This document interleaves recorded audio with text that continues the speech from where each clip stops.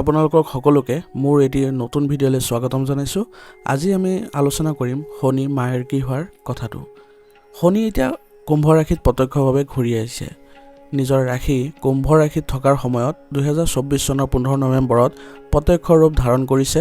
গতিকে এই সময়ত শনি নিজৰ সমান্তৰাল গতিত থাকিব।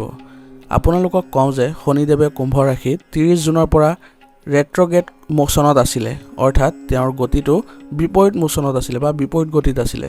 সেইবাবে সকলো গ্ৰহতে কিছু প্ৰভাৱ পৰিছিলে, কিন্তু এতিয়া 129 দিনৰ পিছত গতি সলনি কৰিছে আৰু যিটো 2025 চনৰ 29 মাৰ্চলৈকে শনি কুম্ভ ৰাশিতে থাকিব আৰু তাৰ পিছত ৰাশি সলনি কৰি মীন ৰাশিলে ট্ৰেনজিট কৰিব, য'ত 2028 চনৰ ফেব্ৰুৱাৰীলৈকে থাকিব।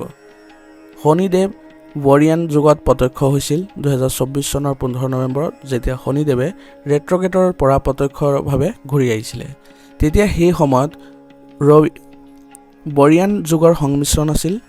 আপোনালোকক কওঁ যে 27টা যুগৰ ভিতৰত বৰিয়ান যুগ 18তম যুগ, যিটো অতি শুভ বুলি গণ্য কৰা হয়।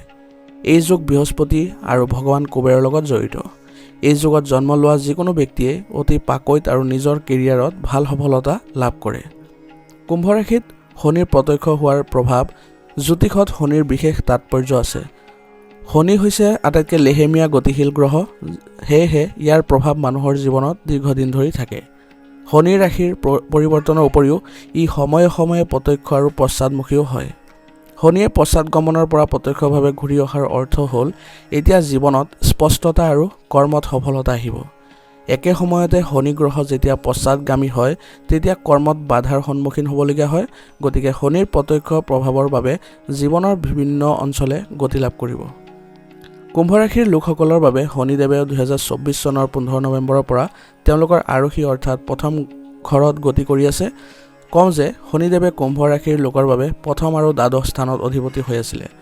শনি কুম্ভ ৰাশিত প্ৰত্যক্ষভাৱে গতি কৰাৰ বাবে ব্যৱসায়ৰ লগত জড়িত লোকসকলে নিজৰ প্ৰতিযোগীৰ সন্মুখীন হ'বলগীয়া হৈছিলে আৰু তেওঁলোকৰ পৰা কঠোৰ প্ৰতিযোগিতাৰ সন্মুখীন হ'বলগীয়া হ'ব পাৰে।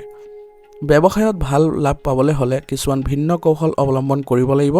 একে সময়তে কৰ্মক্ষেত্ৰত নিয়োজিত লোকসকলেও নিজৰ ঊৰ্ধ্বতন বিষয়ৰ সৈতে বিবাদত আদিৰ জড়িত হ'ব পাৰে। স্বাস্থ্যৰ ক্ষেত্ৰতো সাৱধান হ'ব লাগিব। এই সময়ছোৱাত আপোনালোকৰ লগত কোনো দুৰ্ঘটনা আদিও হ'ব পাৰে।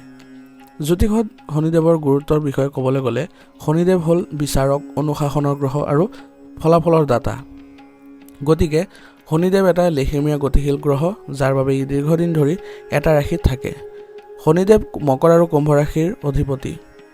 তুলা ৰাশিত ই সৰ্বাধিক আৰু মেঘ ৰাশিত সৰ্বনিম্ন, আনহাতে পুষ্য, অনুৰাধা আৰু উত্তৰ ভাদ্ৰপদ নক্ষত্ৰৰ প্ৰভু। ৰাশিফলত যদি শনি কোনো শুভ স্থানত থাকে তেনেহ'লে শনিদেৱ ভাল ফল দিয়ে, আনহাতে যদি কোনো অশুভ স্থানত থাকে তেনেহ'লে ব্যক্তিজনৰ কামত কিছু পলম বা বাধাৰ সৃষ্টি হয়। গতিকে এইবোৰ আপোনালোকে প্ৰভাৱ গম পালে। এতিয়া আমি আগবাঢ়িম আমাৰ যিবোৰ ৰাশি আছে, 12 ৰাশিৰ ভিতৰত কি প্ৰভাৱ আহিব এতিয়া বৰ্তমানে যিহেতু শনি এতিয়া সমান্তৰাল গতি লাভ কৰিছে। গতিকে 12টা ৰাশিৰ বিষয়ে মই ক'ম, কিন্তু ইয়াৰ পূৰ্বে আপোনালোকে জানিব লাগিব যে শনিৰ কি কাৰকৰ ফলত বা কি স্থানৰ ফলত আপোনালোকৰ ৰাশিত প্ৰভাৱিত হ'ব। আপোনালোকে এই ভিডিঅ'টো ভালদৰে চাব আৰু আপোনালোকে শেষত জনাব যে আপোনালোকে কেনেকুৱা পাইছে, ভিডিঅ'টোৰ দ্বাৰা আপোনালোকে উপকৃত হৈছে নেকি। যদি উপকৃত হয় তেনেহ'লে নিশ্চয়কৈ লাইক আৰু কমেণ্ট নিশ্চয়কৈ কৰিব। শনিৰ গতি পৰিৱৰ্তনৰ ফলত বৃষ ৰাশিত কি প্ৰভাৱ পৰিব জানি লওঁ আহক। শনি বৃষ ৰাশিৰ লোকসকলৰ বাবে লাহে লাহে গতি কৰিব আৰু নৱম আৰু দশম স্থানত অধিপতি হোৱাৰ বাবে আপোনাৰ দশম স্থানত প্ৰত্যক্ষভাৱে থাকিব। ৰাশিৰ পৰা কৰ্মৰ দশম স্থানত সংক্ৰমণ কৰাৰ সময়ত প্ৰত্যক্ষ শনিদেৱৰ প্ৰভাৱ মিশ্ৰিত হ'ব। এতিয়া আপুনি এই সময়ছোৱাত মানে আপুনি 15 নৱেম্বৰৰ পৰা 30 মাৰ্চলৈকে আপুনি কেৰিয়াৰত লাভ দেখিব আৰু আপুনি দেখিব যে সমাজত আপোনাৰ সন্মান বৃদ্ধি হৈছে আৰু এই সময়ছোৱাত আপোনাৰ দৌৰাদৌৰিও বেছি হ'ব, কিন্তু সেইবোৰ দৌৰাদৌৰি আপোনাৰ লাভজনকেই হ'ব। গতিকে এইবোৰ ক্ষেত্ৰত আপুনি কোনো ধৰণৰ আপোচ নকৰিব। আপুনি আপোনাৰ যিবোৰ কঠোৰ পৰিশ্ৰম আছে সেইবোৰ অব্যাহত ৰাখিব, কাৰণ আপুনি খুব লাভ কৰিবলৈ ওলাইছে এইটো সময়ত। আৰু আপোনাৰ এই সময়ত ডাঙৰ খৰচো কৰাব শনিদেৱে। গতিকে আপুনি কাকো ধন ধাৰে নিদিব, অন্যথা সেইবোৰ ক্ষেত্ৰত আপুনি টকা আবদ্ধ হৈ যোৱাৰো সম্ভাৱনা থাকিব। আৰু লগতে সচেতন হ'ব অযথা খৰচ পাতি আদি নকৰিব আৰু দৰকাৰ হ'লে মানে ধৰক দৰকাৰ মানে কি আপোনাৰ এইখিনি সময়ত ইনভেষ্টমেণ্ট কৰি ৰখাটো আপোনাৰ বাবে ভাল হ'ব, অন্যথা এই টকাখিনি আপুনি ধৰি ৰাখিব নোৱাৰিব, কাৰণ শনিদেৱৰ প্ৰভাৱত এইখিনি আপুনি বহুত ডাঙৰ খৰচ কৰিবলৈ ওলাব। তাৰপিছত মাতৃৰ স্থানত কিছু বেয়া দেখা গৈছে, কাৰণ মাতৃ অসুস্থ হ'ব পাৰে, সেই ক্ষেত্ৰত আপুনি অলপ ধ্যান দিব লাগিব। আৰু জীৱন সংগীৰ সৈতে কিছু বাদ বিবাদৰ সৃষ্টি হ'ব পাৰে, কাৰণ শনিদেৱৰ প্ৰভাৱত আপোনাৰ জীৱন সংগীৰ সৈতে আপুনি ভাল সম্পৰ্ক বজাই ৰাখিবলৈ সক্ষম নহ'ব। সেইবাবে আপুনি সৰু সৰু কথাবোৰ আওকাণ কৰি চলিলে আপোনাৰ বাবে ভাল হ'ব, আৰু পৰিয়ালৰ লগতে জীৱন সংগীৰ লগতো আপুনি সম্পৰ্কবোৰ ভালকৈ চলিবলৈ সক্ষম হ'ব। সেইবাবে বেছি বাদ বিবাদ কৰাটো আপোনাৰ বাবে ভাল নহ'ব।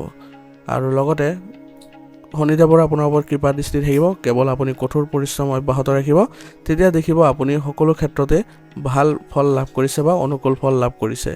আৰু লগতে এই সময়খিনিৰ কাৰণে আপোনাৰ উপায় হ'ব হনুমান চালিচা পঢ়া, আৰু লগতে শিৱ মন্দিৰত আপুনি সোমবাৰে পানীৰ লগত তিল মিহলাই অৰ্পিত কৰিব, তেতিয়াহ'লে চাব আপুনি বহু ক্ষেত্ৰতে আপোনাৰ দুখবোৰ কাটি গৈছে। ধন্যবাদ। কমেণ্টত সকলোৱে জয় শনিদেৱ বুলি লিখিব, আৰু মনৰ পৰা সকলোৱে প্ৰাৰ্থনা জনাব যাতে আপোনালোকৰ এইখিনি সময়ত ভাল কিবা প্ৰতিফলন দেখিবলৈ সক্ষম হয়, আৰু জীৱনত আহি থকা যিবোৰ বাধা আছে সেইবোৰ যে আঁতৰি আপোনালোকে এক ভাল জীৱন যাপন কৰিবলৈ সক্ষম হয়। আৰু বিশ্বাস থাকিলে আপোনালোকৰ যিকোনো ধৰণৰ গ্ৰহ নক্ষত্ৰই নহওক কিয় আপোনালোকে সফলতা নিশ্চয়কৈ লাভ কৰিব। সেইবাবে বিশ্বাস ৰখাটো জৰুৰী হ'ব।